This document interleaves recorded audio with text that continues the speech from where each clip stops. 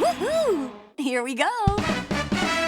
Welcome to the Pro Guide for Mario Kart 8 Deluxe. Today I will teach you all of the techniques and strategies you need to win more in Mario Kart, whether it's against your friends or even the best players in the world. Now, you might be thinking, Mario Kart needs a pro guide? Isn't Mario Kart just a chaos fest where everyone spams their items? Well, if that's how it feels when you play, then this video is for you.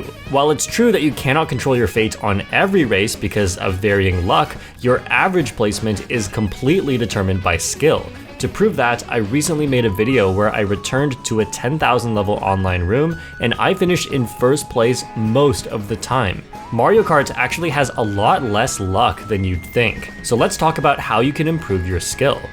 The Pro Guide will be split into 3 sections. First is all of the most important fast driving skills. These are techniques that you absolutely need to compete at a high level, whether that's against real players online or even in time trials. This includes optimized drifting, shortcuts, gliders, and more. After that is a guide to versus racing online, where we'll talk about the best strategies you can use to dominate your competitors. And at the end, we will talk about some more high-level techniques to completely optimize your gameplay. The focus will be on 150cc and outward drifting vehicles, since this is the way that most people play the game. However, I will mention when there are important differences you should know for 200cc or inward drifting bikes. To make this guide, I have consulted Pi, one of the greatest Mario Kart time trialers of all time, who has broken nearly 200 world records. Pi is extremely knowledgeable about the mechanics of this game, and he has fact-checked all of the fast driving techniques I will be teaching you today. And he makes great content on YouTube. Also, shout out to Alberto, Gyarados, and Ewan for their help in later sections of this guide. And in case you're wondering why this guide is so long, everything I teach you in this guide does actually matter a lot to your skill. I will not be mentioning techniques that save one frame on one track and only in time trials. This guide is not a list of every little technique that has been discovered. It is just the important stuff. There's just a lot of important stuff. So let's begin. Actually, just before we begin, I want to mention that I made a little website for this guide which shows you important information including bullet extension zones and the best strategy on every track, and you can just look up this information before each race to help you improve. I will go more in detail about this later in the guide, I just wanted to mention this early so you don't miss it. Okay, now let's begin.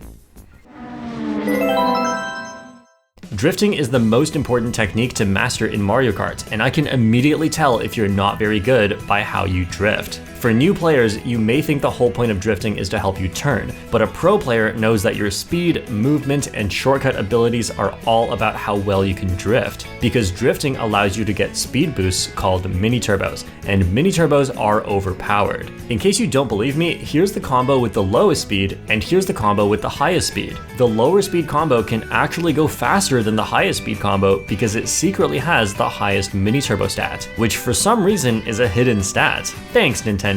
I have a whole video fully explaining stats and how to build a good combo, which you can check out if you're interested. But all you need to know for now is that the mini turbo stat determines 3 things: how quickly you can charge a mini turbo boost, the duration of that boost, and the speed increase from that boost. Mini turbo is the most important stat in the game, and that's why this combo is so popular. If you're not already doing so, I recommend training your skills with a high mini turbo combo such as this one, as you will improve much quicker and win more. Now let's talk about how to charge better mini turbos.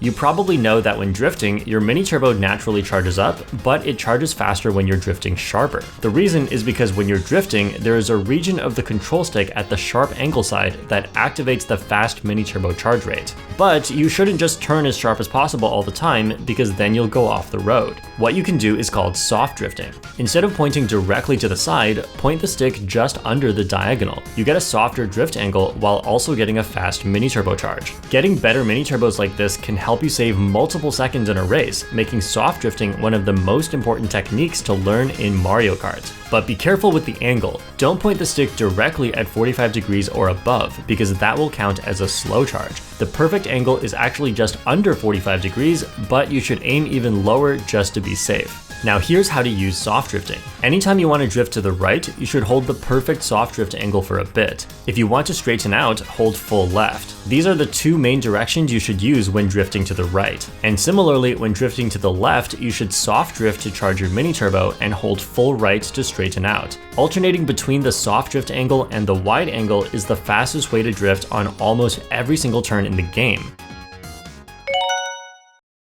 You can do a hop by pressing the drift button and letting go. This may surprise you, but hopping is just as important as soft drifting.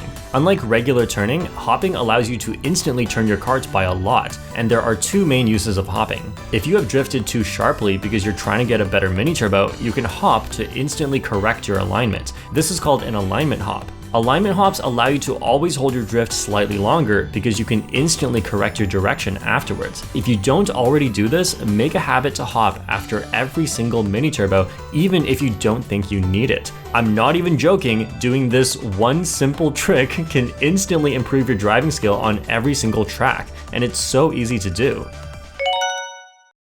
Another use of hopping is the counter hop. If you first hop in the opposite direction and then begin your drift, you can hold a soft drift for longer to charge a better mini turbo. This is most important when you need to charge an orange mini turbo with very little room to do so in order to take a shortcut. But don't counter hop on every drift. Counter hopping when you don't need it just makes you take a bad line for no reason. Knowing when to counter hop comes with lots of experience, so you can mostly ignore this technique until you're more comfortable with the others. And by the way, hopping does not change your direction on inward drifting bikes, so you can ignore this if you play on inward drift.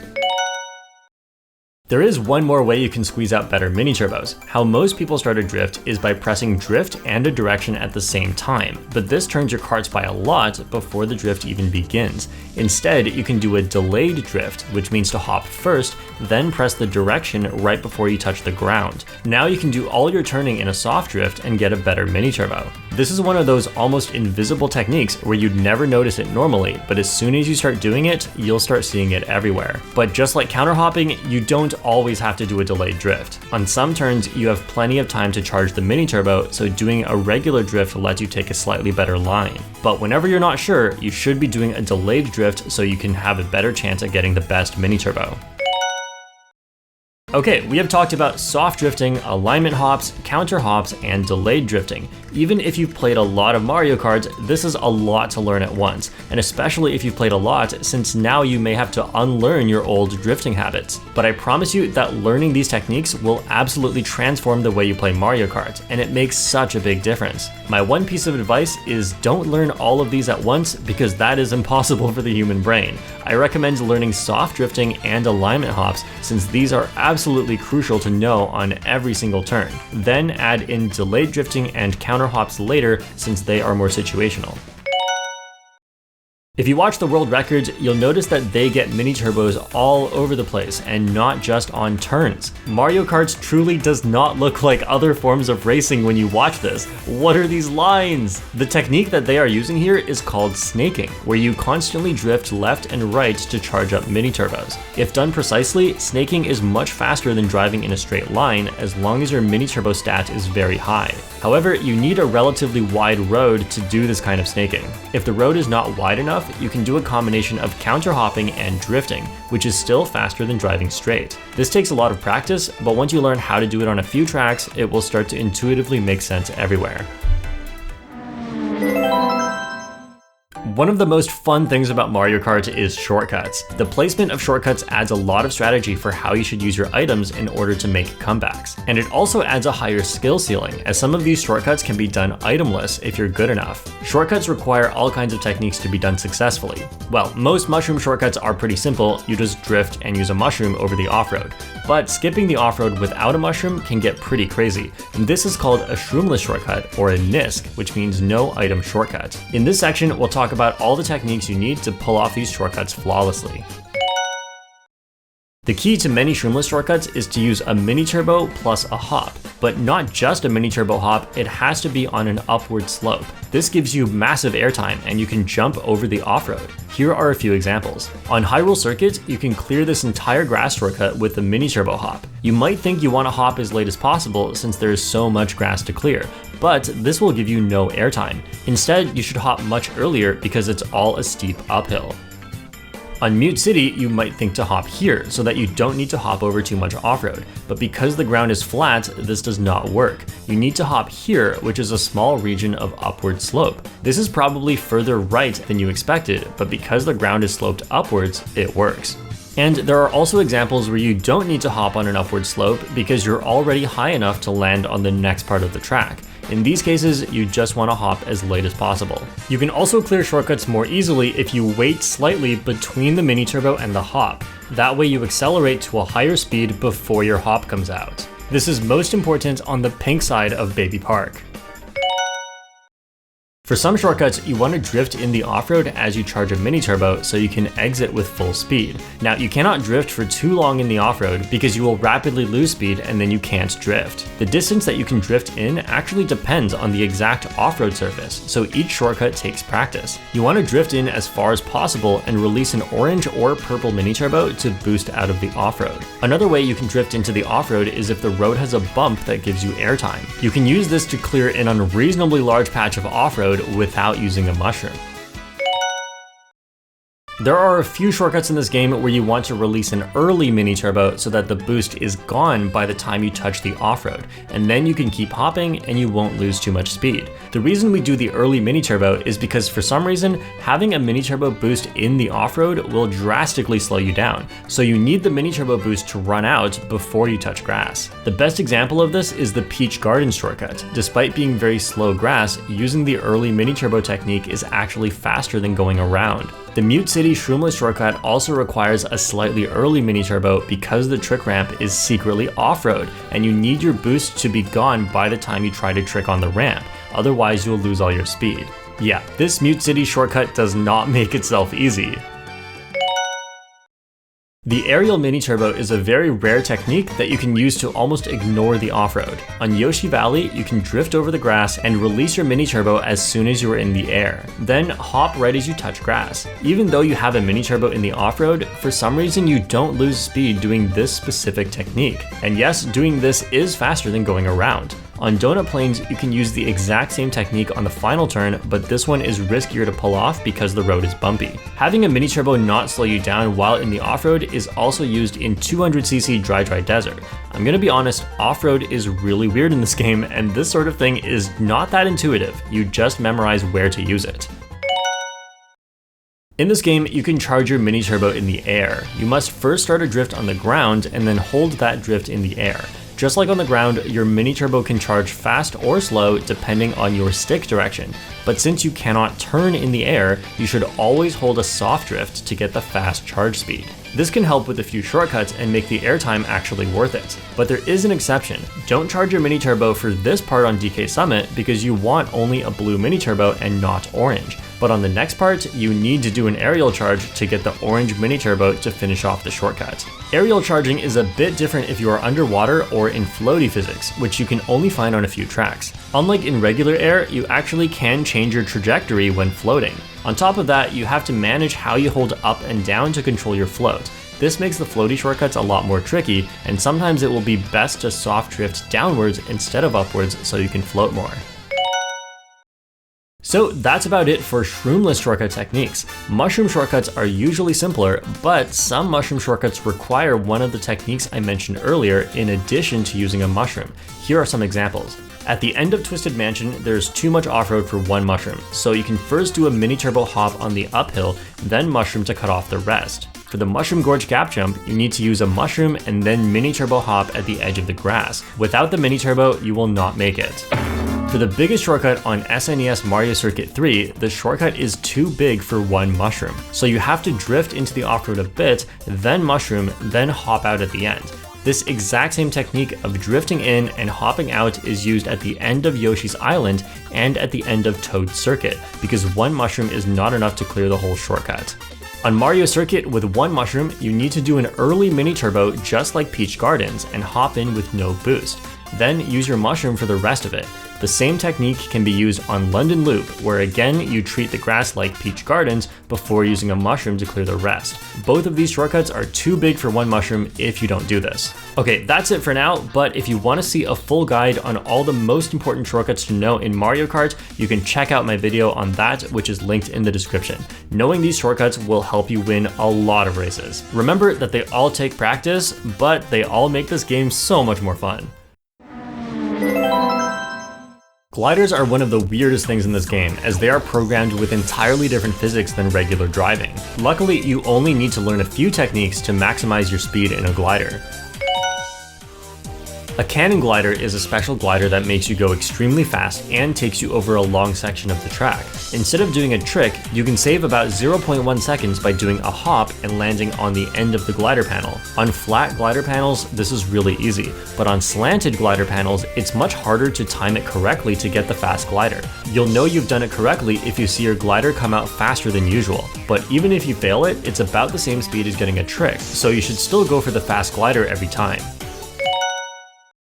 The fastest way to move on a normal glider is also not to trick. Instead, drift off the glider and release a mini turbo, then curve back to the track. This is called glider vectoring. It may seem weird for this to be faster than going in a straight line, but this game is weird, and you literally go faster when moving diagonally in a glider. This doesn't usually help you go forward any faster, but drifting off the glider rotates your kart, which means you will go forward faster.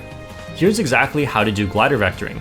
Drift off a glider and hold the drift button until your mini turbo comes out on its own. Then hold diagonally up in the direction you want to go and straighten out by holding down. For gliders where you can only get a blue mini turbo, glider vectoring is only a bit faster than tricking. But with an orange or purple mini turbo, glider vectoring is significantly faster than tricking. So these are the most important spots to do it. The exact technique I just showed works on most gliders, but there are some exceptions. Some gliders start out really low and you'll fall out of bounds if you do exactly what I said. So instead of holding diagonally up, you should hold diagonally down at first in order to get more airtime. Either way, the most important thing is that you're moving back to the track by holding a diagonal direction on your stick, not a horizontal direction. That way you get the maximum tilt on your glider. Motion glider is a version of glider vectoring that allows you to get even more tilt than usual, which saves about double the amount of time that regular glider vectoring does. If you turn motion controls on and then use the left stick and tilt the controller at the same time, you will get a crazy diagonal speed on gliders. And make sure you tilt your controller in a way that matches your left stick input, which means not only tilting left or right, but also forward or back, just like the left stick. However, keeping motion controls on all the time will probably mess up your driving on the ground, so it's generally considered not worth it to do motion glider outside of time trials. In time trials, top players will pause the game to turn on motion controls during a glider section, but when playing online, most top players will use normal glider vectoring, since the game does not actually pause online. Except, top players will use motion glider for a few huge shortcuts on Mario Kart Stadium, Dolphin Shoals, and Coconut Mall.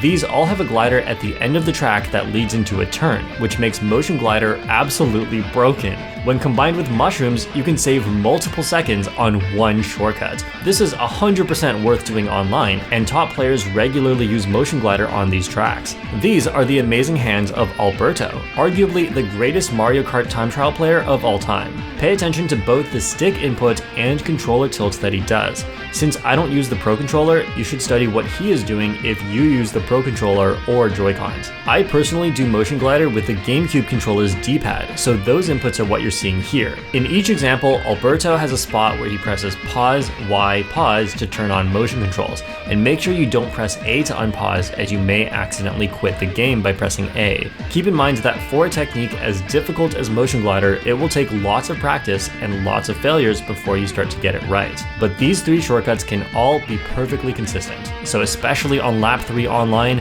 these shortcuts are the best opportunities to take advantage of motion glider. But you could be using motion glider on every glider. And not to brag, but I do use motion glider on every glider. Thank you, you can stop clapping now.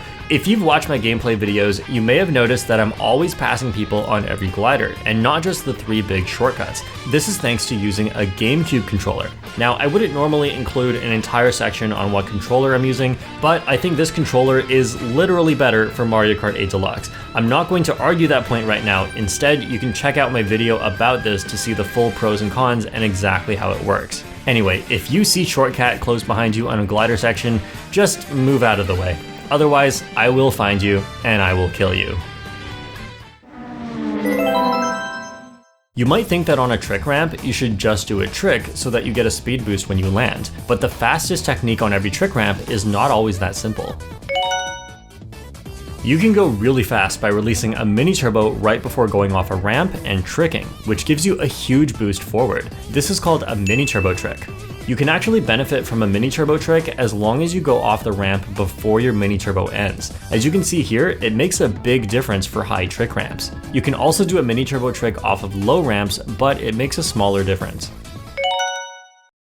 On ramps that lead to a bounce pad, you actually should not trick on the ramp. Instead, you can do a super bounce, which is way faster. To do a super bounce, drift off the previous ramp and charge a mini turbo in the air by holding the direction you're facing. Just before hitting the bounce pad, release the drift to get your mini turbo. After the bounce pad, do a trick. This sends you insanely far, and it's a crucial technique on several tracks, especially Mushroom Gorge, as there are 5 different spots where you can take advantage of a super bounce. And it's especially important to use a super bounce to always skip the final mushroom, as that gives you more room to set up your drift for the gap jump shortcut. Super bounces take a lot of practice. If you find yourself going off the road because you are trying to super bounce, aim for the side of the bounce pad instead, and the bounce will take you back to the middle.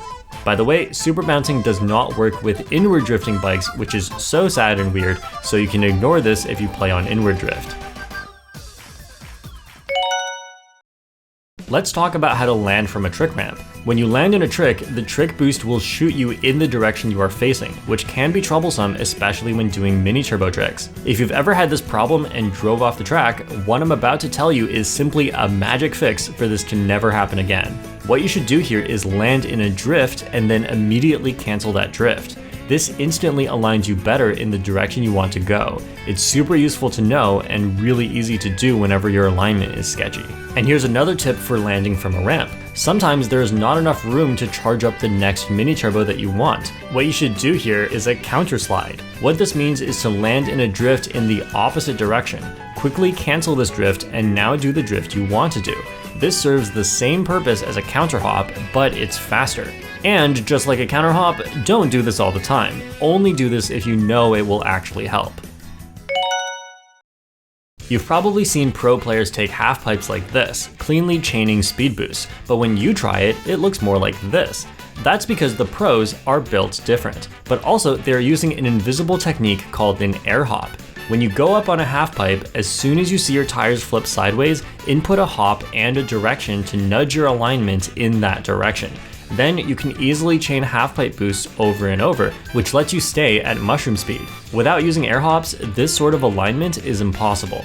On some tracks, your tires are already pre-flipped, so there is no visual cue for when to air hop, but the timing is the same and you can still air hop. And in general, you should not trick on half pipes as you get the same speed boost without a trick. Instead, focus on getting the air hop.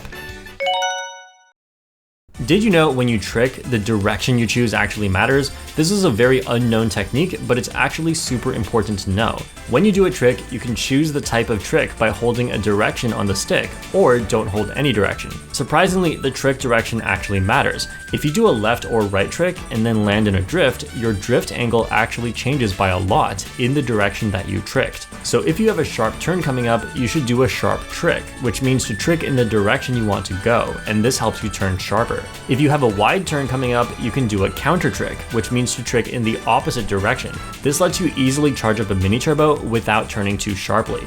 I'm literally holding a soft drift here and I'm moving in a straight line. Once you start paying attention to this, you'll never be able to unsee it. And if you are learning a track by watching the world record, pay attention to the trick directions they use. Almost every single trick direction is done for a specific reason. For example, in the Mount Wario cave section, we have a sharp trick to help make the next sharp turn easier. Then we have a counter trick to make the next mini turbocharge easier. This section was the hardest and most inconsistent part of the track for me until I learned about trick directions. Now it's much easier and very consistent. And this tip also applies to half pipes because you can trick on them. Even though you usually should not trick on half pipes because you should air hop instead, you can trick off the end of a half pipe to get a sharp trick or a counter trick. In this case, a sharp trick makes the next turn easier.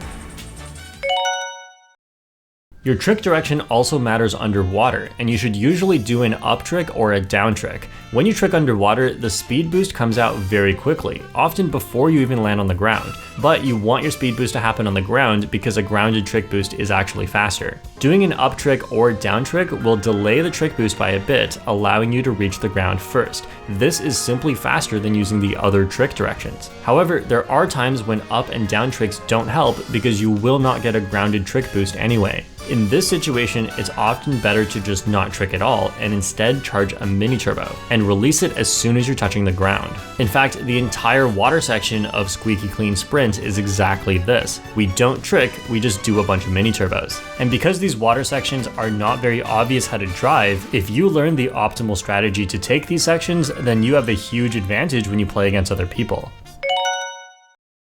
Besides what we've already talked about, there are some other times when you should not trick off a ramp on 150cc. This is usually if there's a very sharp turn coming up, like with the final shortcut on Koopa Cape, where a trick will not let you take this line quite as well. Excitebike Arena is another big exception, where it's better to do a bunch of this stuff to avoid getting too much airtime. Wario Stadium is another exception, where again, it's just a bunch of stuff that is specific to this track. And finally, there are times when you can charge an orange mini turbo instead of doing a trick off of a high ramp by doing an aerial charge. The most practical use of this is on Waluigi Stadium, but in general, on 150cc, if you're not sure, just trick. On 200cc though, it is very common to not trick on a ramp. The most important thing in 200cc is to take fast lines, and trick boosts can completely mess you up if there's a sharp turn coming. So in general, on 200cc, if you're not sure if you should trick, then don't trick. Drift off the ramp instead to have a better turn. Congrats on making it this far. Let's take a break from the tech skill for a moment to talk about something just as important. Why learn this? Because I'll admit it, that was a lot. I didn't realize it until writing this guide, but the amount of technical skill in this game is incredible. I mean, I'm not saying any of this is that difficult, but there's just so much to learn. And so you might be wondering right now, how important is all of this? Well, first of all, I think it's fun, so it doesn't even matter how important it is, but it is very important if you want to win more. A common thing I see in the comments, mostly from people who aren't that experienced with Mario Kart, is this idea that advanced techniques are not important because you'll just get hit by an item and get Mario Karted. Is that true?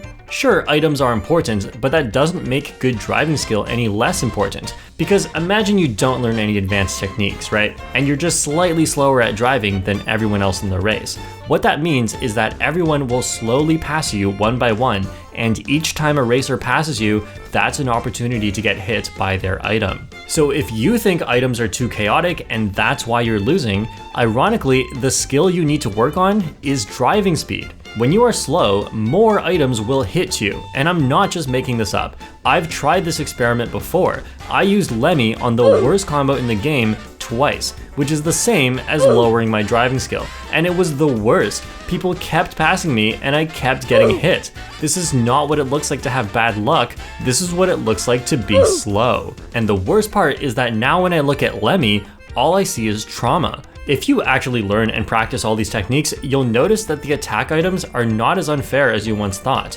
People say that 10,000 VR rooms are more chaotic than 20,000 VR rooms because people just toss their items away aggressively. That is absolutely true.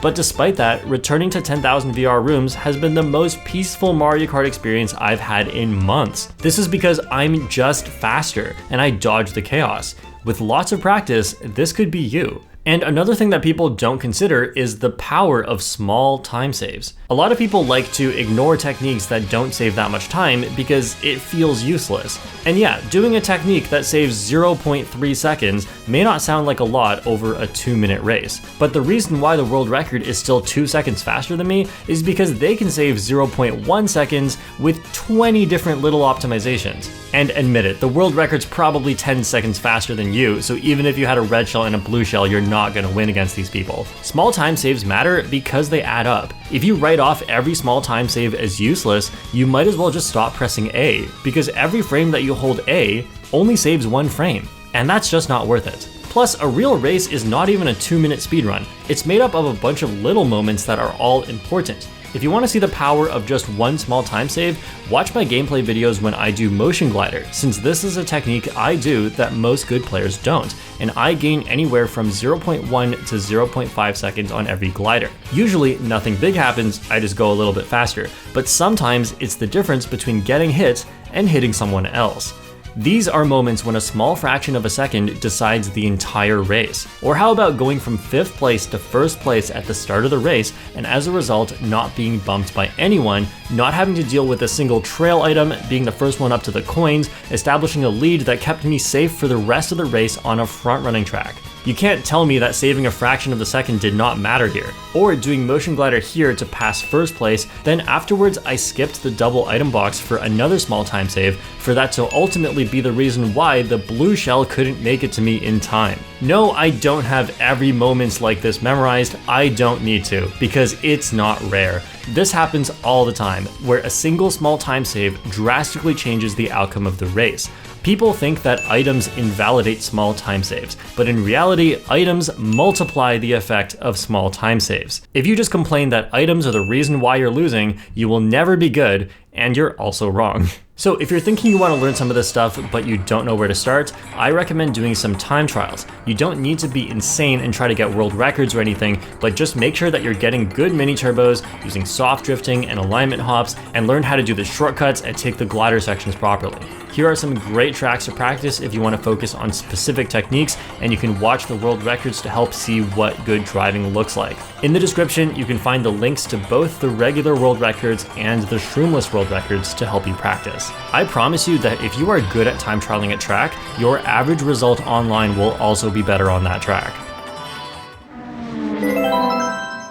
You should try to use every technique we've talked about so far in both time trials and in races, but this next section covers important techniques that you can only use in races against other players. If you follow close behind another player for long enough, you will get a temporary speed boost called a draft. This is most common at the start of the race as everyone is clustered together. And on some tracks, drafting at the start is crucial to winning the race, which we'll talk about later. An important thing to note about drafts is that they do not stack with mini turbo boosts. So if you have a draft and mini turbo at the same time, you will move at drafting speed, which is actually slower than mini turbo speed. So if you get a draft, try not to release your mini turbo until the draft is over. This way you can actually benefit from both boosts. This may surprise you, but smart steering is actually an important technique to use online. Activating smart steering might sound like activating baby mode, but there are actually lots of high-level uses for smart steering. If you think you're going to fall off the track, especially from getting bumped in midair, then you can quickly activate smart steering. To do this, quickly press pause, L, pause, but not so fast that the inputs don't register. There are a few spots where this is especially good, such as after the super bounce on DK Jungle or after the super bounce on 3DS Rainbow Road. I mean, you don't have to get bumped. If you just mess it up, you can turn on smart steering. And also if you mess up the ending of the Mushroom Gorge gap jump. Yes, we are using smart steering to make up for skill issue.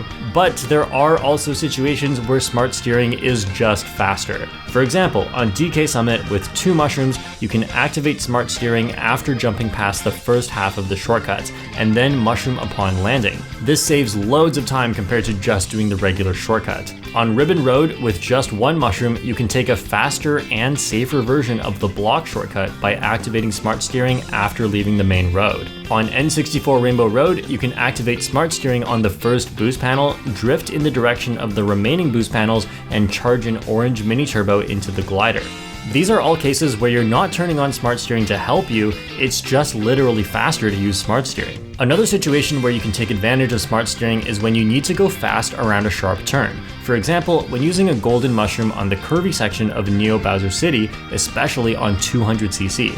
Smart steering normally slows you down when it turns for you, but not when you're in a speed boost, which is why this is so insanely broken. You can also use smart steering to correct for when a bullet bill will drop you off on a sharp turn, which again is more important on 200cc. Holding A is not the fastest way to accelerate. After getting hit, if you don't have a speed item, then the fastest way to accelerate is to instead drive to the side until you're fast enough to start a drift, and then charge up a mini turbo. This is the faster way to accelerate no matter what combo you're using, but it's especially good for low acceleration combos. If you do have a speed item, especially if it's a star, it's actually faster to spam hop as you accelerate. I don't know why, that's just the way it works. And if you need to accelerate into a sharp turn, you can also spam hop to get around that turn more easily, since hopping turns you faster than usual. Well, except if you're using inward drift. Brake drifting is when you tap or hold the B button to slow down when drifting. Brake drifting is very important as a normal driving skill on 200cc, otherwise you're going to fall off the track, but it still has uses in 150cc. You can use it to help space yourself away from items and even slow down before an item box to make sure you get the item. Okay, now we've pretty much covered everything you need to know to be able to move fast during a race. Now let's talk about racing strategy. And if you think that's stupid because you should just go fast all the time, then you are the person who needs to pay the most attention here. I know a bit about racing strategy myself, but I'm not a top Mario Kart player, so I consulted my good friend Gyarados to help me out. At the time of writing this, Gyarados is a top 25 player in the world in competitive lounge with over 14,000 MMR. If you don't know what that means, it means he's one of the best Mario Kart players in the world who only touches grass when it's faster to do so. And also he makes great content on YouTube. So this section on racing strategy and item play is co-written and fact-checked by Gyarados. Let's begin. Before the race begins, you can really benefit from knowing some key information about the track that you're playing on, like what strategy works best and where the bullet extension spots are. Top players have most of this memorized, but starting today, you don't have to memorize any of this. I've created a website, shortcat.pro, linked in the description, where you can search any track to find out the best strategy to use on this track. Thank you to Gyarados for writing out all of the strategy for every track. This includes general tips for each track and also what strategy works best, which we'll talk about more in a moment. The website also shows the best spots to use a bullet bill so you can take advantage of bullet extension zones. I've always wanted to make a searchable bullet extension guide because, let's be honest, watching a video about all the bullet extensions is not that helpful since you still have to memorize it. But no more memorizing. Thank you to Ewan for making this possible by going through the trouble of recording every single bullet extension. And let me give you a tip right now. It might seem weird, but hear me out. When you're playing online, you can actually predict the track that will get picked before it gets picked. The track selection roulette will slow down at some point. From the first track it slows down on, it will move 8 more times. In other words, in a 12-player room, it will switch sides and advance 2 spots. As long as this is not a random track, you have now just predicted the track slightly in advance. Why is this useful? This gives you just a bit more time to go on shortcat.pro and study the information for the track so you will be fully prepared to beat up children online. I'm not kidding, this is actually good advice. Over time, you will easily memorize the track strategies and bullet extensions, but what you probably will not memorize is the item pool distances. This is some high-level stuff and will not be relevant for most of you, but I'll talk a bit more later about how this part works. Anyway, let's get back to the pro guide.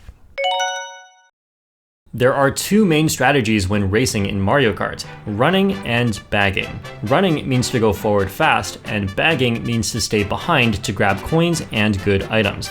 Both strategies have their pros and cons, but in general, you will want to spend most of your time running. Whether you choose to run or bag at any given moment depends on the exact situation you are in, including the track you're playing on. So let's dive into the strategy for each track. After this, we'll talk about how to run and bag effectively. A runner, or running track, is a track where the dominant strategy is to run.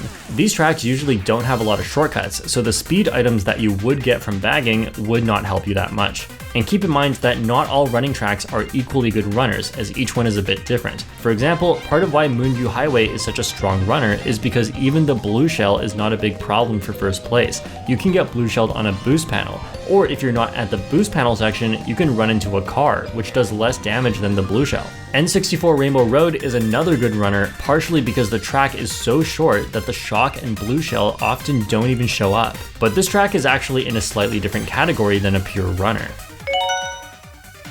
A drafter, or shroomer, is a track where it's actually better to start in a lower position. On a drafter, this is because you can pass the people ahead of you by staying right behind them and getting a speed boost from a draft. On a shroomer, starting in the back increases your chances of getting a mushroom at the first item set, allowing you to take a big shortcut. Another advantage of starting in the back is that you get to start with more coins, so starting in the back is purely an advantage on shroomers. After the first section of the track, these tracks become runners.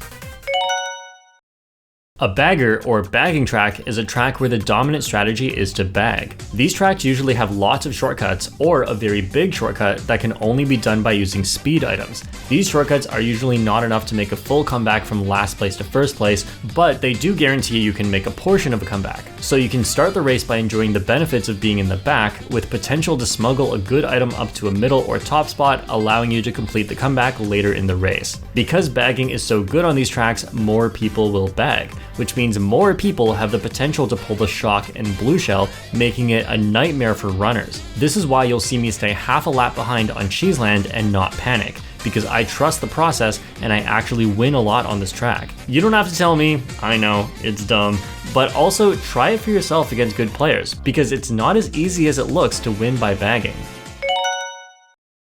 Even though I described running and bagging as two separate strategies, it's actually more fluid than that. Sometimes you'll decide to run and some kind of misfortune makes it so that you should switch to bagging. And sometimes you'll decide to bag, but some kind of positive fortune makes it so that you should switch to running. It's important to constantly evaluate your situation, which includes your coin count, what items you have, how many racers are near you, how many attack items are near you, and how late it is into the race. If you have a good item, lots of coins in a decent spot, especially late into the race, you can switch to running. If it's too risky or slow to go forward, you can bag. Making the correct choice doesn't mean everything will work out for you, but Mario Kart is all about taking calculated risks that pay off more often than they don't. Experienced Mario Kart players will often make decisions that result in failure, but then end up destroying you anyway in the long term, because they make much better decisions than you on average.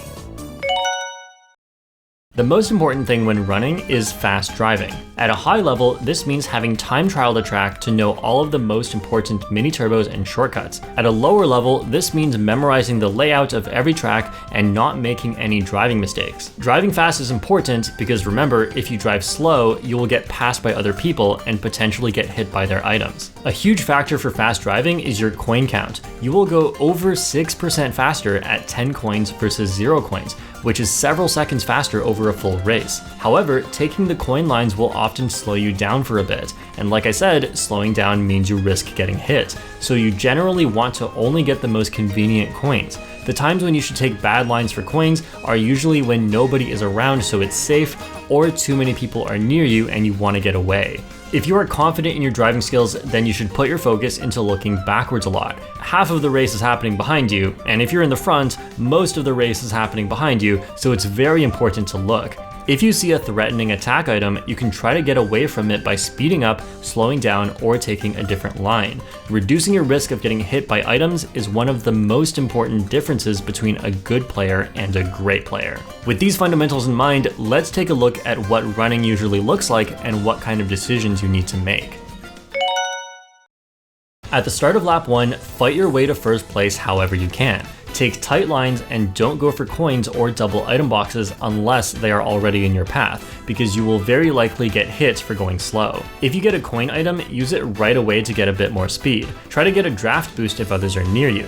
If you get a mushroom, use it at a spot where you can pass a few people, especially on a turn. Or if the track has a shortcut early on, then save your mushroom for that shortcut. Fighting your way to the front may sound like a risky play, but it's actually the safer and smarter play. If you stay in the pack, somebody will probably get triple bananas and end your life. In general, you should not instantly trail after the first item set, since you are likely to hit someone and lose your defense this way. But once the pack spreads apart a bit, you can trail to force other racers to keep their distance. Before the end of lap 1, the pack will be spread apart a bit more and you will have a clearly defined position, and you can start to race more normally based on the position you are in. If you are in first place and second place is smart, they will often not try to attack you, otherwise they will just get blue shelled later. So when you're in first, your number one threat is the blue shell. Chain your items whenever it's safe to do so, which means using them right before an item set to replace them. Chaining items helps you get your coins up without needing to take a bad line, and also gives you more chances to get a super horn so you can dodge the blue shell.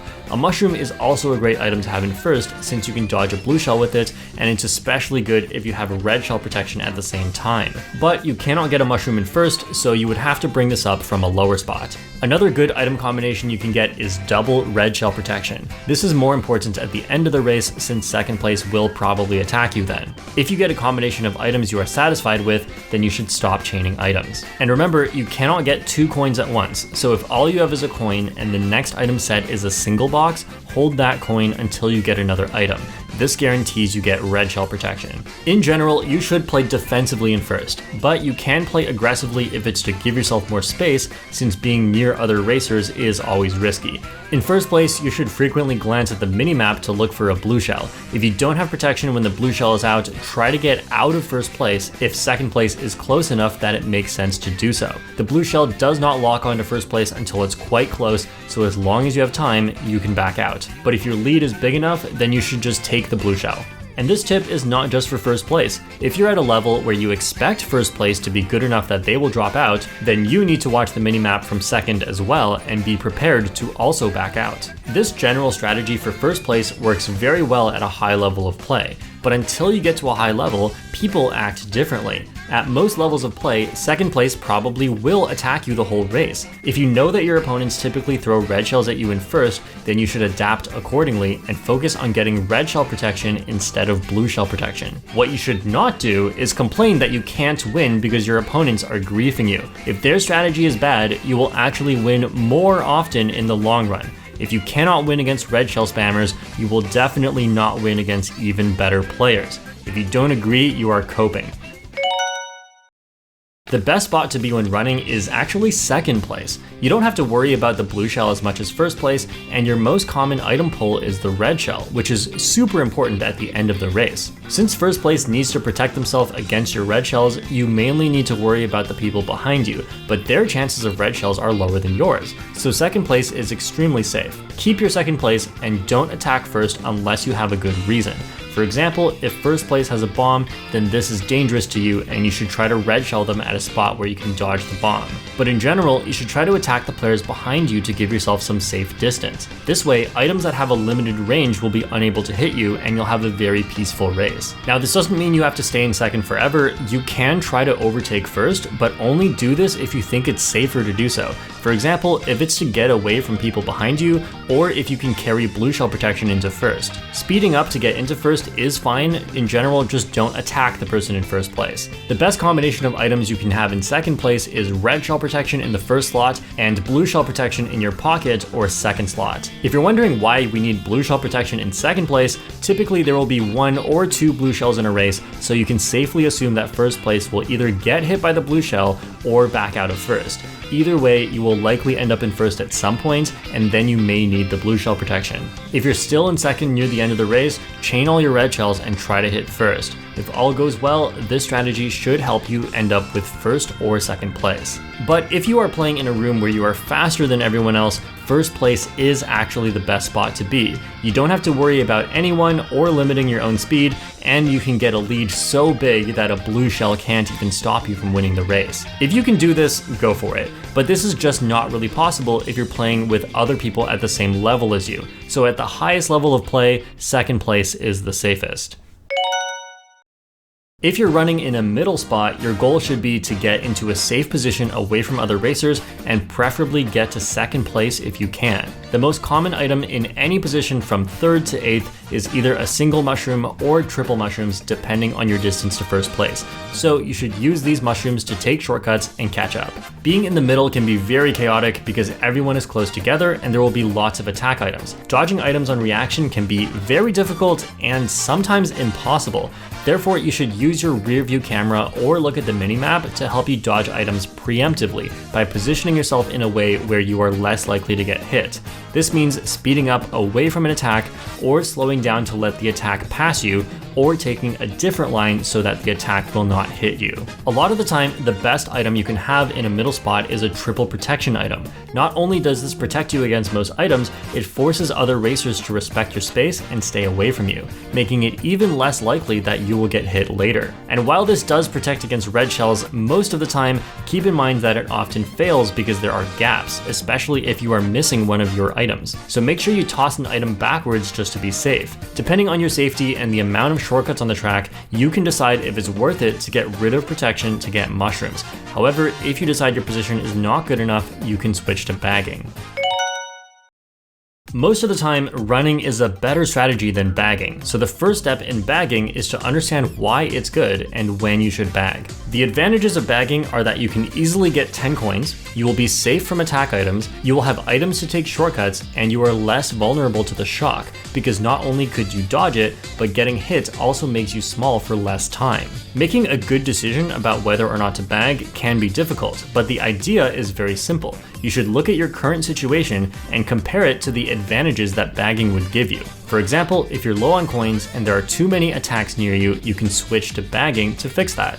If the track has lots of shortcuts and multiple other people are bagging, which increases the chances that somebody gets the shock, you can switch to bagging and you might do better. But if you're in a decent position with lots of coins and a great defensive item on a track with no shortcuts, definitely do not switch to bagging, as bagging has almost no benefit for you right now. Whether or not you should bag depends on many factors, and the track is just one of those factors. In fact, sometimes your position is strong enough that you should run on a bagging track, and sometimes your position is so weak that you should bag on a running track. This doesn't mean you'll win, but it is a calculated decision that can improve your result if you're good at making this decision.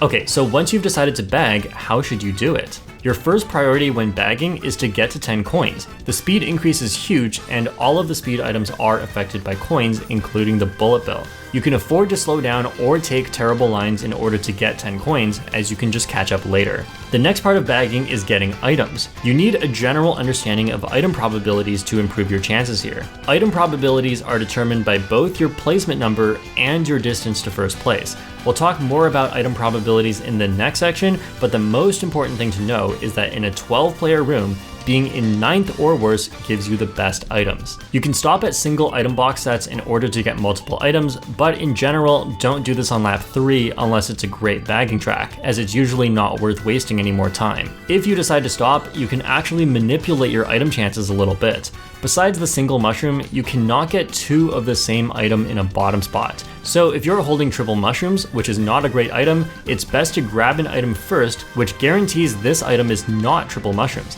Then finish using your triple mushrooms into the second item. But if you're holding a star, which is really good, you should use the star before touching the item box. That way you get 2 chances to pull another star instead of just 1 chance. Before the last balance patch, you could actually chain a lot of items at once by stopping at an item set. But because of the Wave 6 bagging nerf, you can now only get 2 good items per set. If you try to get more, you will get a bad item. So most of the time, you should just drive through the double item box when bagging. And you actually want to avoid getting a third item, because if you have a bullet or golden mushroom, which takes time to use up, you could be pulling a better item at the next item set instead of holding this useless item. Once you have your items, how should you use them? The 3 main things to focus on when using your items are chaining items, taking shortcuts, and dodging the shock. Chaining items means to use up your items before you reach the next item set so you can get more. You can think of this as re-rolling the dice for the chance at better items. When chaining items, you're usually not trying to make a comeback, so don't worry about using them optimally. Chaining items also gives you a high chance to dodge the shock, which we'll talk about soon. You want to chain items until you have a combination that you think will give you a good chance to make a comeback, either by taking shortcuts or by dodging the shock. A combination like bullet shock is always amazing no matter which track you're on, but some combinations are track dependent. For example, any invincibility item plus a speed item may be enough to get you a shock dodge and help you take shortcuts to win. If you think your items are good enough to help you make a comeback, then you should hold them until the best spot to use them. Taking shortcuts is your main path to coming back in the race, especially if there are lots of shortcuts on the track. When you're trying to make a comeback, every time you get your items, you need to quickly make a plan for where you can use them so that you can take all the necessary shortcuts. If you will still be in a lower placement, you can plan to get rid of all your items before the next item set. If you will be in a top spot after the shortcuts, then you may want to hold on to some of your items if possible. Your strategy here entirely depends on the layout of the shortcuts and item boxes on the track, how much of a comeback you are trying to make at this moment, and how late it is into the race. Managing all of this information takes tons of experience for you to make the right decision. The situation you always want to avoid is having used up all your items right before a crucial shortcut, so make sure you plan ahead.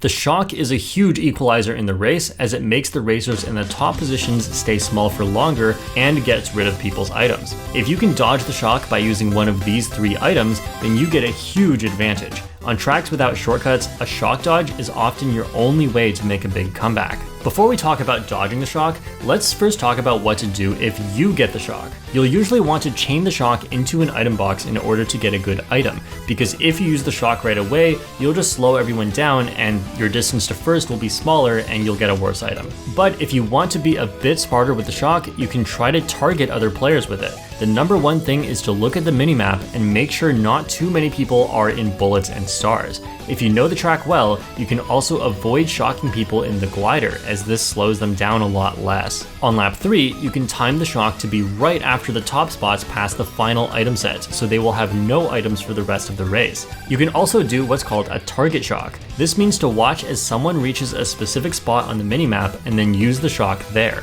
For example, you can use the shock right before the top spots reach a gap jump shortcut, which makes them fall off the edge, or lose the item that they needed in order to take the shortcut. In general though, don't hold your shock for too long.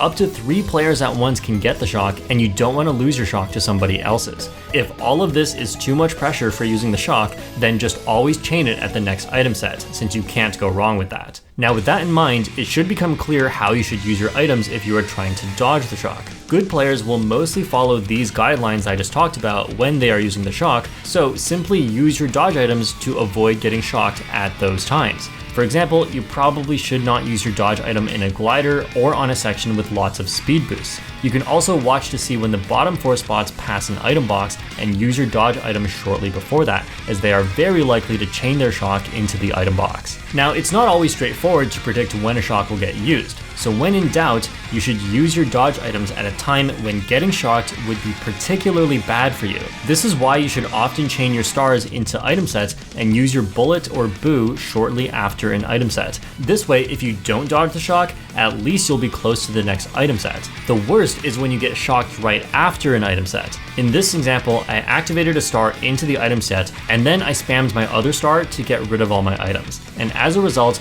I failed to dodge the shock. Was that dumb? No, that's perfectly fine. I instantly got more items and started making a comeback anyway. You cannot dodge every shock, but you can generally control how bad a shock would be for you. And Mario Kart is all about balancing the risk and reward in your favor. Let's talk a bit more about item probabilities. The probability for each item that you can get is determined by both your placement and your distance to first place. Having a worse placement and being farther away from first place will give you better items on average. In a 12-player room, being in 9th to 12th or a bottom spot gives you the best items. These are the only items you can get in a bottom spot, but if you're in 8th, you can very likely get attack items that don't really help you make a comeback. This doesn't mean you always have to get items in a bottom spot, but if you're close, it's often worth it to wait just a little bit to make sure you're in 9th as you touch the item box. Distances are trickier because it's hard to accurately judge your distance to first place. If you're very close to first, you can only get mushrooms in a bottom spot, but if you're far, you can get the best items like the star, bullet, and shock. So you want to be very far behind when bagging, but not so far that it's impossible to make a comeback. The best distance completely depends on the track. Dry Desert is an extreme example where the track is almost entirely shortcuts, so you can stay very far behind and get great items. Linked in the description, there is a resource you can use to see all the item probabilities in every position and every distance from first place. Obviously, don't memorize all of this, but you can learn a lot just from taking a look. Some items can only show up at certain distances, and some items can only show up after a certain amount of time into the race. Most notably, the shock, bullet, and blue shell cannot show up until 30 seconds into the race. And I mentioned that 9th to 12th are all treated the same for item probabilities, but this also shows that 3rd to 5th are all treated the same, and 6th to 8th are all the same. Starting from 2nd, if you are far back enough, you have a chance to get a star, and this distance is the same no matter what placement you are in. Starting in 9th is when you can get the shock. Now you might be wondering about the distances. I mean, how far is 2,280 units from first? That's where these mini-maps will help. You can find this on my website, shortcat.pro. This is a map of Mario Kart Stadium. If you're at the green item box, then first place has to be at least this far away for you to have a chance at getting a star, and this far for a chance at getting the shock. And you can find this information for every item set on every track.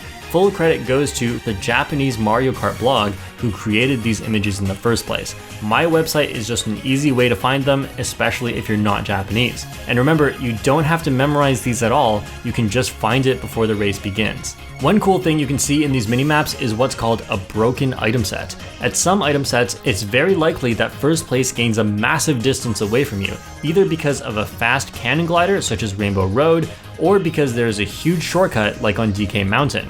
In fact, DK Mountain has both. In either case, first place only needs to be a few seconds away from you, but the game calculates their distance as way farther. As a result, you can pull insanely good items at these item sets.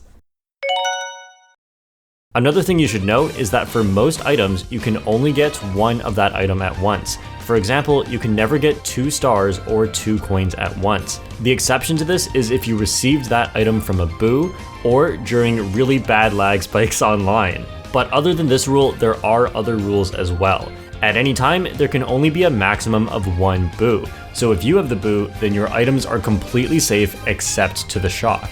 There can only be 1 blue shell at once, so if you're playing competitive and your teammate has a blue shell and holds it for you, then you will definitely not get blue shelled. The blue shell also has a 30-second timer after it is thrown before anyone can obtain another blue shell. So if a blue shell happens quite late into the race, you can make a calculated guess that there will not be another blue shell and choose to hold red shell protection instead.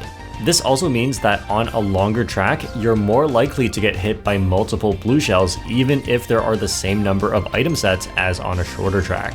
There can only ever be 3 bullet bills at once, so if you're bagging on a track like Yoshi Circuit where the bullet is very important, if too many people are bagging, there's a chance that you just cannot even get a bullet bill. Just like the blue shell, the shock has a 30-second timer after the hit before another shock can be obtained by anyone. Note that this 30-second timer begins when the shock is used and not when the shock is obtained. And up to 3 people can obtain the shock at once, so it's always risky to hold the shock as someone else can shock you first. While you're looking up information before the race starts, you dirty cheater, you might as well find all the bullet extension spots on a track. A bullet extension is a spot where the bullet refuses to drop you off, usually because of a sharp turn or airtime. A bullet usually lasts for 8 seconds, but a bullet extension zone can bring this up to as long as 12 seconds depending on the extension, which is huge. Cheeseland and Yoshi Circuit have the 2 most famous bullet extensions in Mario Kart, and using them is key to winning the race. By searching tracks on my website, you can also find where to use your bullet on every track in order to get the bullet extension. So you don't have to memorize these bullet spots to do the bullet extension every time. I actually used to look up this information every time I raced online. I didn't always have this website, but I did have a folder of images that I searched through. And over time, I've naturally memorized most of the bullet extensions in this game. Whether you like it or not, being skilled at bagging is absolutely crucial to getting consistently good results online. And yes, bagging takes lots of skill. If you don't think so, please rewind this video a few minutes and listen again. And it's not just about bagging tracks, and it's not even about lacking the driving skill it takes to front run. You will often be put in very unlucky, unreactable, or even laggy situations where you are forced into the back of the pack, and trying to drive back up to the front, defenseless, with no coins, is just not possible. The real indicator of a skill issue is when you see somebody attempt to do just that. It never works. Just bag instead. Now, for most people, bagging is a very foreign and uncomfortable strategy where you have to think about a lot of things you don't normally think about. It's very easy to panic once you're in the back and try to instantly make a comeback, or you get too relaxed and stay so far behind that a comeback is impossible. If you want to get good at bagging, I recommend doing lots of unnecessary bagging. Basically, no matter what track shows up, just bag anyway and see how you do. This is the only way to get a feel for how bagging is going to go on a variety of tracks. When I first learned how to bag, I lost on Cheeseland every time, even if I got the bullet bill, because I was making all the wrong decisions with my distance and item management and when to make a comeback. But now, Cheeseland is one of my best tracks. I'm literally better at bagging than most people on this track, and I get that it sounds weird to say that if you just heard about bagging for the first time, but bagging truly does require skill. And it's a skill that a lot of people overlook. Whether you're bagging or front running, the end of lap 3 is where it all comes together, and every decision you make is very important, since messing up and getting hit could be the difference between finishing in a top spot or a bottom spot. You sometimes want to take extreme measures to ensure that you do not get hit, such as taking a very wide line, which does lose some time, but not nearly as much time as if you got hit trying to take the optimal line. Sometimes you can make a sick play to steal a higher placement, but in general, your goal at the end is just to survive. If you have good items and it's unlikely that you'll get better items, then don't chain your items at the final item set. For example, if you have mushrooms that let you take a big shortcut at the end, or if there are no shortcuts and you have triple protection. In those cases, just keep your item, as it's not worth it to gamble on another item. If you are in first place with a mushroom and there is no blue shell out, you should probably chain your mushroom to get red shell protection instead. As always, keep looking around you for items so you know what you can do to try and dodge those items. Most of the work is done in the first 90% of the race, and you don't want to ruin it in the last 10%. So just try not to get hit, even if it means getting passed by a few people. We've gone over all the main strategies for how to use your items, but in this section, we'll go over more specific situations to help improve your item play, both offensively and defensively. Knowing how to dodge a blue shell is a crucial skill. You can dodge a blue shell in a variety of ways, but typically it's with a super horn or a mushroom. For a super horn, you just click the item button, but there actually is a bit of strategy. In general, keep the super horn in your second slot if possible so that the boo will steal your other item instead. To be safe, you can also use the super horn as early as possible to avoid the chance of it getting stolen. But if other people are close to you and you want them to back off, you can actually use the super horn as late as possible. If you do this, the blue shell will lag on your opponent's screen and they will still have to dodge the blue shell explosion. To dodge a blue shell with a mushroom, you should watch the blue shell animation as it flies above you. It will show you the belly and then the spikes. Once you see the spikes, you can now use the mushroom. To be exact, there is a 9-frame window where you can activate the mushroom. That's a big enough window for this technique to be 100% consistent, but it still takes some practice before you can do it every time. You can also dodge a blue shell by getting hit by something else. If you trip on your own banana, you will be invincible for a while, allowing you to dodge the blue shell. Bananas and blue shells both cause you to spin out for 1.5 seconds, but running into a banana makes you spin out forward instead of stopping in place. This is not a huge difference, so only do it if you are safe afterwards. But if you see a banana already on the ground, you should definitely run into it. Another great way to dodge the blue shell is by running into a hazard on the track. Most track hazards only stop you for 1 second instead of 1.5 seconds, and you get to keep a lot of your speed. But the invincibility you get from this is a lot less than a banana, so don't mess it up. To dodge a red shell, most of the time you will hold down the item button to trail your item and you will just dodge the red shell. but there are actually several ways to dodge a red shell. The most common situation that requires a bit of technique is when you have an attack item that you cannot trail. You need to look backwards to see where the red shell is and throw your item when the red shell is close. However, this often does not work on a turn because of your drifting angle. What you should do here is cancel your drift, throw the item backwards, and then correct your line afterwards. Depending on the turn, you may need to release A to cancel your mini turbo entirely, otherwise you'll fall off. You can also dodge a red shell with the wall. Red shells target your butt and they break if they touch anything. So if you mushroom and drift to force your butt into the wall, the red shell will break on the wall before it hits you. Bikes can do this better than other vehicles because they have a thinner butt. Wall dodging is also a little easier if you have a trail item. When trailing an item, the red shell targets the trail item instead of you.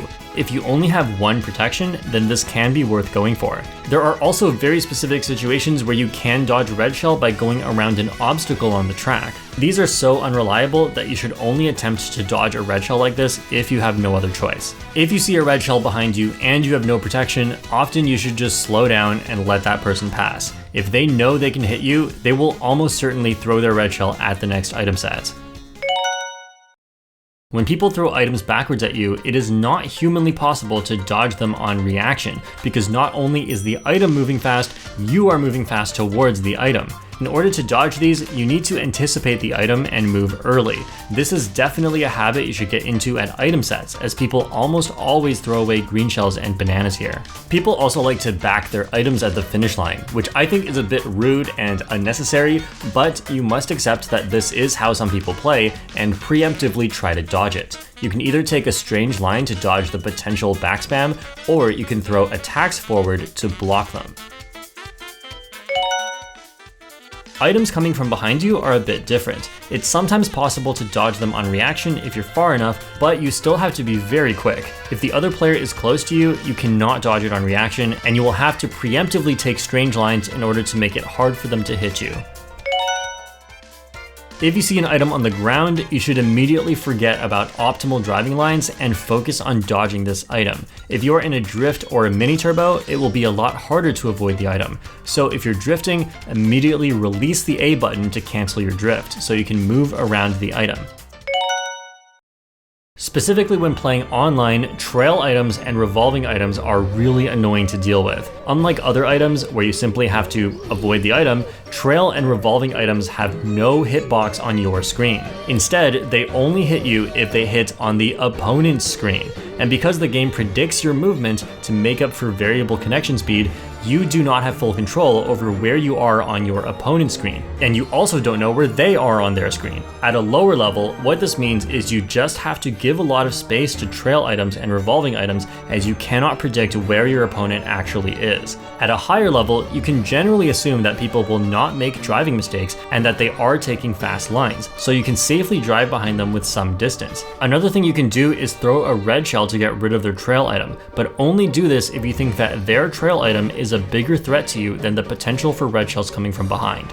If you are being aggressive, trailing is a guaranteed way to hit somebody since the hit registers on your screen and you don't have to worry about lag. But if nobody is around you, then you should not trail your item, especially in first place, as the blue shell will destroy your trailed item. Trailing a bomb can be dangerous because it can also hit yourself, but as long as you know how this works, you will not hit yourself. For 150cc, if you are moving at full speed or you are in a speed boost, then the bomb explosion will not hit you. This makes it safe to trail the bomb against red shells and to threaten other racers. However, don't be like this person and hit yourself with your own bomb. You cannot safely trail a bomb when drifting because you will slightly slow down. Unless you are in a speed boost, then you will be going at full speed and it's safe. On 200cc, you don't have to be all the way at full speed, which makes trailing the bomb a bit safer, but be careful for if you slow down a lot. Since item boxes respawn very fast, you can generally go for whichever item box you want. But if you are right behind another racer, you may get your item box stolen. There can be a lot of positional lag around an item set, which makes it difficult to know which item box your opponent will take. In general, you should not watch the other player's position, but instead think about which item box they should take, and assume that they will lag in a way that makes them take that box. Even dropped items lag in the exact same way around an item set, so you should go for single boxes if you're not sure. Even though I know this now, I'm still salty about this magical banana peel. We already talked about laggy trail items and revolving items, but there are more ways in which items lag, and understanding how this works will help you with your item play. When you throw an item online, it first spawns from behind you for the other racers. Knowing this can give you a huge advantage. For example, if someone wants to throw fire back at me, there's a blind spot right behind them where they actually cannot hit me, since the item spawns from behind. But I'm actually not safe here. If they threw it forward, I would have gotten hit. This is why it's important to understand this stuff. Red shells also spawn from behind, so if you're right behind someone and they throw the red shell forward, you are not safe. This also means that if you want to snipe somebody who is directly in front of you, it will probably work. You also want to aim slightly ahead of where you think they are, which helps to make up for the connection delay. Congratulations, you are now one with the lag. Now let's talk about the fun part, sniping. Generally, you should play defensive in Mario Kart, but there are times where you should be aggressive, so here are a few examples of how to actually hit other racers with your items. If you've watched a lot of my videos, you know that I like to snipe people with the green shell on a turn. This is actually a lot easier than it looks. Just line up the other player mostly above you on their screen, but it depends on the severity of the turn. This just magically makes the green shell hit every time you toss it. Of course, depending on the turn and where your opponent actually goes, the green shell doesn't always hit. But this is a really good technique because you can hit someone even if they're trailing. Just make sure you don't get lag trailed afterwards. If you have multiple items like green shells or a fire flower, throw them in slightly different directions so it's harder for your opponents to avoid all of them. Your distance and vertical angle of your item throw can actually change. If you are moving faster, you will throw items faster. In fact, in cannon gliders, you can rocket items at the speed of light. I'm gonna regret teaching everyone that. Since everyone else can only see your first item, you can use this to hide a deadly attack item in your second slot, and then bring it out for a sneak attack. This is especially good for the coin bomb combination in first, but you can use it in other spots as well, especially for hiding a red shell, making the player ahead of you think that they can safely chain items. In this race, I don't like that first place has a fire flower, but I can't hit them, is what you might think. To successfully hit someone who is too far away, you can do an early mini turbo. On this turn, you're supposed to charge a purple mini turbo, but instead I got an orange and I was able to hit first place with my super horn. Getting an orange mini turbo is slower overall, but my speed boost came before their speed boost, allowing me to catch up for just long enough to land the hit. Sometimes you have to get hit, and there's nothing you can do about it, but you can strategically minimize the damage that it does to you. The simplest example is trying to get hit on a boost panel, so that you can instantly accelerate back to full speed. If you have protection against a red shell, but you know you'll get hit again by a blue shell or a second red shell right after, then don't block the first red shell. Because of your invincibility, you will only get hit once. This also means you get to save your red shell defense for the future. If you know you'll get hit, being in a glider is a great spot to be. If you get hit by the shock, you get to continue going fast, so you should hold down to try and stay in the glider for as long as you can to maintain that speed. If you get hit by any other item, you will spin out forward instead of losing all of your speed. And I couldn't not show this clip, but to really understand the power of gliders, check this out. I didn't dodge the blue shell, but I basically dodged the blue shell thanks to the glider plus the boost panel. And if you look at the minimap, I did not lose any time. This will never happen again. Alright, at this point, it's ridiculous how long this video is, and everything we've talked about so far is what you need to know to be insanely good at Mario Kart. Like, incredibly good. But you do need to learn everything we just talked about. And you don't need to know anything else. Yay! But there's always more tech. And in this section, we have a few more driving techniques that are a lot more situational than anything we've discussed earlier, so unless you're doing time trials, you can totally get away with not knowing this stuff. But of course, if you do know them, they will benefit you online as well. This isn't all the tech in the game, this is just a few more things that are still important enough. Let's go, final section. Neutral drifting is when you don't hold any direction on the left stick as you drift. Turns out this is faster than moving the stick back and forth between soft and wide drifting. However, you will get a slow mini turbocharge. There are not that many situations where you should use a neutral drift, but it's good to note for the few turns where neutral drifting gives you a good angle and you end up charging the optimal mini turbo anyway. When you hit a wall in a drift, the game will actually realign your kart so that it points more in the direction of the wall. In other words, forward. And as long as you're in a speed boost, you don't lose speed. The most important application of a wall bonk is right before a glider on certain tracks. Wall bonks allow you to hold your drift over a straight section and wait until after entering the glider to release your mini turbo. This is significantly faster than tricking off the glider, as I've explained in the glider section. And depending on the track, you may be able to get an orange or a purple mini turbo and gain lots of time on the people who don't know how to do this, especially when combined with Motion Glider on the GameCube controller. You can actually use wall bonks in other non-glider situations to charge up mini turbos, but these are very rarely important. However, on Shy Guy Falls, the safe version of the Shroomless shortcut is much easier with a wall bonk, as it helps to align your kart forward as you charge an orange mini turbo. And there is another application of wall bonks that is a lot riskier and mainly used in 200cc. If you bonk a wall in a particular way, you will actually stick to the wall, which helps to wrap around an object. However, this is very precise and difficult. In general, you do not want your speed boosts to overlap with each other. When you have multiple speed boosts at the same time, the game will give priority to one boost while ignoring the other boost. In order to avoid overlapping speed boosts, you'll want to release some mini turbos earlier or later than you'd think. For example, there's no point getting a better mini turbo here because it will just overlap with the cannon glider. On the first turn of Mute City, release the orange mini turbo instead of going for purple because there are boost panels soon. On the first turn of Big Blue, hold your purple mini turbo for an extremely long amount of time because you're already on boost pads.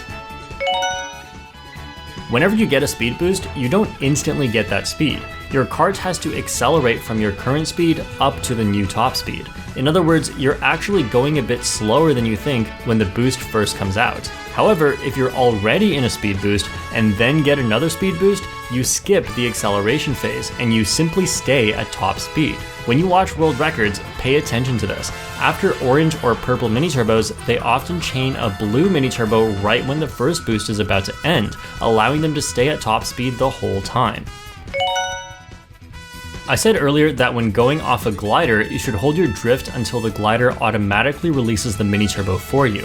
Before that moment, if you instead release R and press it again, you will get a low glider, which can be useful in two situations. Low glider makes you come down from the glider sooner, which is better in some cases where you need to get to the ground to go faster. A few examples include Athens Dash, where you need to be out of the glider to get a double trick at the end, and Paris Promenade, where getting a low glider allows you to trick on the fountain. The second use of low glider is turning your kart. As you input R for the low glider, if you're holding left or right on the stick, your karts will make a sudden turn in that direction. This is helpful to prevent going too far to the side on some gliders. Low glider is useful to know for when it helps, but don't do it all the time. On some gliders, activating a low glider will just make you fall to your death. On several boost panel ramps, the fastest way to take these is with a drift trick. Start a drift and without getting a mini turbo, release your drift and very quickly trick as soon as you touch the boost panel. This gives you less airtime and helps you go faster. Drift tricking is not that common, but Excitebike Arena is a great example of where drift tricking saves a lot of time. After doing a trick, if you land in a drift and then hop as soon as your trick boost runs out, you get to preserve your trick boost speed for a moment. This is called a Kusan slide. The only problem with this technique is that if you stay on the ground afterwards, you will rapidly lose speed from canceling your drift. So it's not worth it on most trick ramps, but there are times where you definitely want to use a Kusan slide. Often you'll see time trials do a Kusan slide at the end of lap 3. Since the race has already ended, the speed loss never kicks in, and this is simply faster. If you see this is actually the same idea, where you hop after the boost ends even though you're in the air. This version is called the Kusan air hop, and is mainly a time trial technique. Another way to benefit from a Kusan slide is to follow it up with a trick ramp. This lets you carry your speed from the Kusan slide into the air, where you lose speed slower, and then land in a trick boost to ignore the speed loss. When playing online, this is the best use of Kusan slides, and all the top players are doing it. If the next ramp is close enough, you can even get a trick as you do the hop input. This is called a Kusan trick. A great example for caisson tricks is Wild Woods, where you can do 2 caisson tricks, one at the end of the right path and one off of the last boost panel, which allows you to do a crazy shroomless shortcut. Another great example is the gear section on Tick-Tock Clock, where you can chain multiple caisson tricks into each other. On a boost panel ramp, even though you're already getting a speed boost, it is still faster to do a mini turbo trick. But on top of that, you should flick the stick in the direction you are facing in order to get that trick direction. This is called a launch trick and saves a little bit of time over any other trick direction. The best examples of the launch trick are on Ribbon Road and Koopa Cape. Now, I said this is for boost panel ramps, but you can also launch trick using any kind of speed boost, and it doesn't have to be a boost panel. For example, on Mount Wario, we have a purple mini turbo boost active while getting a mini turbo trick, so if you left trick here, then this is a launch trick. On the Tokyo Blur ramp shortcut on lap 1 and 2, you can mushroom into a mini turbo right trick, which is a launch trick. We talked about air hops earlier for half pipes, but another use of the air hop is during a section of boost panels that are very close together. Doing a trick is useless since that boost will just overlap with another boost panel. Instead, you can charge a mini turbo, release it right after a boost panel, and air hop to face forward. This is faster because you combine your 2 speeds from different directions and redirect it forward with the air hop. On 3DS Rainbow Road, chaining mini turbo air hops is the fastest way to drive this section. As you may have noticed from the 2 different applications of air hops, air hopping is a technique that you can use anytime you leave the ground to realign your kart. Half pipes and consecutive boost panels are the main uses of air hopping, but there are other specific uses. For example, for the 200cc Dragon Driftway gap jump, air hopping to the right will give you a better alignment into the next turn. Earlier, we talked about how landing in a short drift, also called a slide, can help to correct your alignment. You can tell when someone lands in a slide if you see smoke on only one side of their vehicle. If you watch the world records carefully, you'll see that they land in a slide almost every single time, and especially right before another trick ramp. This actually makes you go slightly faster, so make sure you pay attention to this when learning from the top time trialers. If you've made it this far, I really want you to watch for a moment as Shy Guy tears up the racetrack in his own Wild Woods neighborhood. On screen, I'm showing you every single technique that I'm using as I drive this track. If you thought Mario Kart was just a silly little party game where you throw 3 red shells at your friend and then they never talk to you again, it's so much more. There is a crazy amount of tech in every Mario Kart game, and not just Mario Kart 8 Deluxe, which is part of why so many players have fun playing this game for years and years. Nobody ever quits this game because they're done learning what there is to learn, because that's not possible. Despite being an easy game to pick up, the skill ceiling in Mario Kart is sky high. Wow, that's it. That's the pro guide. And you know what? The worst part is, there's so much more to learn about Mario Kart. Yes, I've included every important thing in this guide, but there is just so much more to learn when it comes to specific tracks, shortcuts, and adapting to rare situations, which really helps with your racing skill online. There's even tech that I didn't mention, like Genswa Glider, because it's just not even useful enough to make it into the pro guide. So if you want to get better at Mario Kart, the only way is to take it one step at a time and practice. Mario Kart 8 Deluxe is an amazing game, and my entire journey from learning about purple mini turbos and turning my head sideways during anti-gravity sections, all the way to dominating online and racing against the time trial world records has been one of the most fun and satisfying learning experiences I've ever had. And trust me, Mario Kart skill does translate from one game to another. So if you're busy getting hyped up for the next Mario Kart that hasn't even been announced yet, you might as well start training in this one to get a head start on beating up your friends and family, and also random children online. So get out there and start racing. Or you can check out one of these videos to learn more about Mario Kart. Special thanks to Pi, Gyarados, Alberto, and Ewan for making this pro guide possible. And thank you for watching. Good luck out there.